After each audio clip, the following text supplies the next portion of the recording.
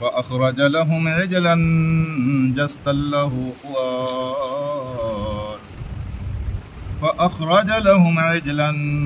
جسدا له خوار فقالوا هذا إلهكم وإله موسى فنسي أفلا يرون ألا يرجع إليهم قولا ولا يملك لهم ضرا ولا نفعا صدق اللہ العلی العظیم۔ رفقائے محترم، انسان کے اندر بھوک ایک ضرورت ہے، انسان کی پیاس ایک ضرورت ہے۔ یہ بھوک اور پیاس انسان کے لیے ایک کمزوری بھی ہے۔ اگر انسان بھوک اور پیاس کی کمزوری سے ماورا ہوتا تو انسان کی زندگی کیسی ہوتی، اس کا آپ خود تصور کر سکتے ہیں۔ جس طرح بھوک ایک کمزوری ہے، جس طرح پیاس ایک کمزوری ہے، یہ انسان کی فطرت میں ہے۔ کس کو نہیں بتاتا کہ اب تجھے بھوک لگی ہے تو کھانا کھا لے، اب تجھے پیاس لگی ہے تو پانی پی لے۔ خود اس کو پتہ چل جاتا ہے کہ اب میں بھوکا ہوں، اب میں پیاسا ہوں۔ وہ کھانا کھا لیتا ہے، وہ پانی پی لیتا ہے۔ انسان کی کمزوریوں میں سے اس طرح ایک کمزوری یہ بھی ہے کہ وہ کسی کی پوجا کرے اور کسی کی پرستش کرے، کسی کے سامنے سر جھکائے، کسی کے سامنے گڑ گڑائے، کسی کے سامنے جھولی اور ہاتھ پھیلائے۔ یہ انسان کی فطرت میں شامل ہے۔ چاہے انسان شاہ ہو یا انسان گدا ہو، چاہے انسان عالم ہو یا انسان عامی ہو، کوئی بھی انسان ہے، اس کی فطرت میں شامل ہے کہ وہ کسی نہ کسی کے سامنے سر جھکاتا ہے، کسی نہ کسی کو اپنا معبود اور الہ بناتا ہے، کسی کے سامنے وہ اپنی گردن اور ماتھا ٹیکتا ہے۔ یہاں سے انسان کے شعور کا امتحان ہوتا ہے کہ اس نے معبود بنایا تو کس کو بنایا، اس نے گردن جھکائی تو کس کے سامنے جھکائی، اس نے ہاتھ پھیلایا اور جھولی پھیلائی تو کس کے سامنے پھیلائی۔ بالعموم ہوتا یہ ہے کہ جہاں انسان کی عقل کام نہیں کرتی،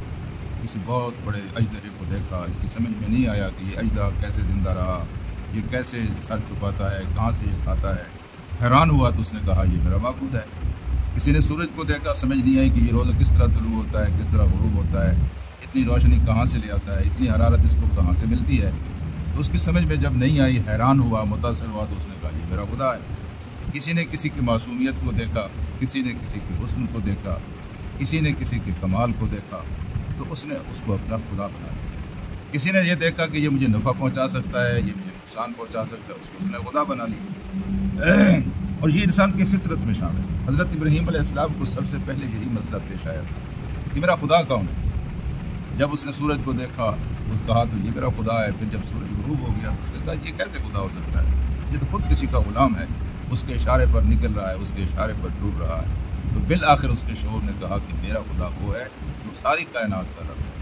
جو ساری کائنات رب العالمین ہے، جو ساری کائنات کا معبود ہے، وہ میرا خدا ہے۔ یہ پستی کی انتہا ہے کہ انسان ایسی کسی چیز کی پرستش کرنے لگے جو اس کو جواب بھی نہ دے سکے۔ آپ جہاں بیٹھے ہیں سارے باشعور دوست ہیں، آپ سارے اکٹھے ہو کر میرے سمیت کسی دیوار کے سامنے کھڑے ہو جائیں اور گڑگڑانا شروع کر دیں، ہمیں پانی دے، ہمیں روٹی دے یا ہماری حاجتیں پوری کر دیں، تو گلی سے گزرنے والے سارے لوگ ہمیں دیکھ کر کہیں گے کہ ان کا دماغ خراب ہو گیا ہے۔ کبھی دیوار سے بھی جواب آتا ہے، کبھی دیواریں بھی مرادیں پوری کر سکتی ہیں۔ یہ سب لوگ یہی کہیں گے کہ ان کی عقل چل گئی ہے، ان کا دماغ ٹھیک کام نہیں کر رہا۔ اللہ کے علاوہ اللہ کی مخلوق میں سے جب کسی کے سامنے انسان اس کو خدا بنا کر اپنا سر جھکاتا ہے تو یقین فرمائیے ساری کائنات اس کے اوپر ہنستی ہے، اس کی حماقت پر ہنستی ہے، اس کی بے وقوفی پر ہنستی ہے، اس کی اس نادانی پر ہنستی ہے کہ یہ تو خود اللہ کی مخلوق ہے، یہ تو خود اللہ کی حاجت مند ہے، اللہ کی ضرورت مند ہے، اس کا اپنا وجود اللہ تبارک و تعالیٰ کے فضل و احسان پر منحصر ہے اور اس کے سامنے انہوں نے سر جھکا لیا ہے۔ یہ آج کا سبق جو ہے یہ بالکل اسی چیز کی غمازی کرتا ہے کہ انہوں نے بنایا خدا تو کس کو بنایا۔ قبطی دراصل یوں سمجھیں کہ پرانے طرز کے ہندو تھے قبطی، یہ گائے کی پوجا و پرستش کرتے تھے، جس طرح آج کل ہندوستان میں ہندو گائے کی پوجا و پرستش کرتے ہیں۔ بنی اسرائیل اگرچہ مسلمان ہو گئے تھے لیکن ان قبطیوں کے ساتھ طویل عرصے تک یہ رہے تھے، اس لیے مسلمان ہونے کے باوجود بہت ساری مشرکانہ عادتیں اور حرکتیں ان کے اندر آ گئی تھیں، جس طرح ہماری قوم کے اندر آئی تھی۔ ہم نے ایک لمبا عرصہ ہندوؤں کے ساتھ گزارا ہے۔ آپ دیکھیں آپ کی شادی پر، آپ کی موت کے اوپر بہت ساری وہ رسمیں آ گئی ہیں جو ہندوستان میں ہوا کرتی تھیں، کیونکہ ہم غلام تھے وہاں، اور غلام قومیں اپنے آقا قوموں کی نقالی کرتی ہیں، ان کی ساری چیزیں اچھی لگتی ہیں۔ تو یہ جو بنی اسرائیل تھے جو مسلمان ہو گئے تھے اور جنہوں نے اللہ تبارک و تعالیٰ کی مہربانی کو قریب سے دیکھا تھا، لیکن چونکہ طویل عرصے تک یہ قبطیوں کے ساتھ رہے تھے اور وہ بچڑے کی اور گائے کی پرستش کرتے تھے، اس لیے انہوں نے فوراً سب سے پہلے جو مطالبہ کیا اپنے نبی سے وہ یہی کیا کہ مجھے جو ہے نا ہمیں کوئی ایسا بچڑا کوئی معبود بنا دے، ہمارا جی بڑا کرتا ہے کہ ہم ان کی پوجا اور پرستش کریں۔ موقع کی تلاش میں چلاک اور عیار لوگ ہوتے ہیں، قوم کی کمزوریوں کو دیکھتے ہیں اور جو قوم کی کمزوری ہو وہی نعرہ لگاتے ہیں، وہی بیانیہ بناتے ہیں، اور نادان قوم ان کی اپنی اس کمزوری کی وجہ سے ان کی غلام بن جاتی ہے۔ چنانچہ سامری کو پتہ تھا کہ اس قوم کے اندر کون سی کمزوری ہے۔ جب سونے کو پگھلا کر وہاں یعنی اس گڑھے کے اندر رکھا گیا تو اس نے کمال عیاری کے ساتھ اس کو کچھ اس طرح کا بنا دیا کہ اس سے آوازیں نکلنے لگیں۔ اخرج لہم اجلا، تو ایک نکالا اس سونے سے لہم ان کے لیے اجلا، ایک بچڑا نکال لیا سامری نے، جسدن اس کا ایک جسم تھا، لہو خوار، اور اس سے آوازیں آتی تھیں، اس طرح کی آوازیں آتی تھیں جس طرح گائے کی آواز نکلتی ہے، اس طرح کی اس کے اندر آواز بھی آنے لگی، جسم بھی بن گیا، آوازیں بھی آنے لگی۔ فقالو، تو سارے اب سامری نے نہیں، فقالو بنی اسرائیل نے کہا، اس نے ایک کرتب دکھایا، ایک شوبدہ دکھایا، فقالو، تو کہنے کی ضرورت نہیں پڑی، قائل کرنے کی ضرورت نہیں پڑی، سارے کے سارے آ گئے اور انہوں نے کہا ھذا الہکم و الہ موسیٰ، یہ ہے دراصل اللہ تبارک و تعالی، الہکم تمہارا الہ، و الہ موسیٰ، اور موسیٰ کا معبود تو یہ ہے۔ فنسی، موسیٰ تو کہیں راستہ بھول گیا ہے، وہ جس خدا کو تلاش کرنے کے لیے گیا تھا خدا تو یہاں موجود ہے، اور موسیٰ علیہ السلام فنسی بھول گئے ہیں۔ اس کا ایک مفہوم یہ بھی ہے، اس کا ایک مفہوم یہ بھی ہے کہ موسیٰ تو جہاں چلے گئے انہوں نے ہمیں بلا دیا ہے،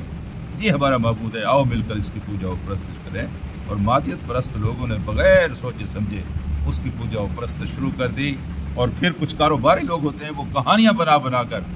لوگوں میں مشہور کرتے ہیں کہ اس سے مجھے یہ مراد ملی، اس سے میرا یہ مسئلہ حل ہوا۔ ہم نے تو یہ دیکھا ہے کہ کچھ یہاں شعبدہ بازو نے